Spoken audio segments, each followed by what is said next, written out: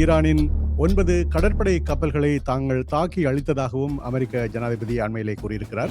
இந்த போரின் முகம் என்பது தற்பொழுது தொடர்ச்சியாக இது செல்லக்கூடிய சாத்தியத்தை எங்களுக்கு தெரிய தருகின்றது. அமெரிக்க தரப்பில் மேலும் இழப்புகள் ஏற்படலாம் என்கின்ற ஐயத்தை டொனால்ட் ட்ரம்ப் அவர்கள் வெளியிட்டிருந்தாலும் இப்பொழுது நிலையில் இது அவர்களை பொறுத்தவரையில் ஒரு வெற்றி வாகை சூடிய, அதாவது ஒரு தங்களுடைய இலக்கை தாங்கள் அடைந்து விட்டதான தாக்குதலாக இருந்தாலும் அவர்கள் இன்னும் இருக்கின்ற தலைமைகள் அல்லது இருக்கின்ற அதாவது ஆதரவு தளங்களை அளிப்பது மற்றும் இராணுவ தளங்களை அளிப்பது போன்ற நடவடிக்கைகளில் ஈடுபடுவார்கள் என்பதைத்தான் தற்பொழுதைய செய்திகள் கூறி நிற்கின்றன.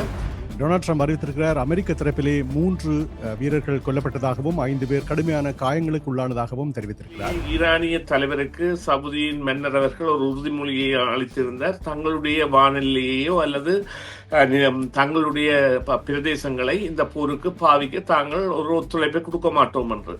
அது நேரடியாக கொடுக்கப்பட்ட ஒரு வாக்குறுதியாகவும், ஆனால் மறைமுகமாக இந்த போரை அதாவது நீங்கள் போரை இப்பொழுது கொண்டுவிட்டால் ஈரான் பலமடைந்து விடும் என்ற தகவலை டொனால்ட் ட்ரம்பிற்கு சொன்னதாகவும், இதன் மூலம் அவர்கள் தலைமைத்துவத்தை ஈரானிடமிருந்து தங்களிடம் மாற்றுவதற்கான செயற்திட்டத்தை கூட கொண்டிருக்கலாம். என்றால் சவுதி என்பது அமெரிக்காவுடன் பல பில்லியன்கள் முதலீட்டை கொண்ட ஒரு நாடு மாத்திரமல்ல, பல பில்லியன்கள் டாலர்கள் பெறுமதியான பாதுகாப்பு ஒப்பந்தத்தை அண்மையில் மேற்கொண்ட ஒரு நாடாகவும், பல தொழில்துறைகளில் அமெரிக்காவுடன் தொடர்ந்து ஈடுபடுவதற்கான நாடாகவும் இது இருக்கின்றது.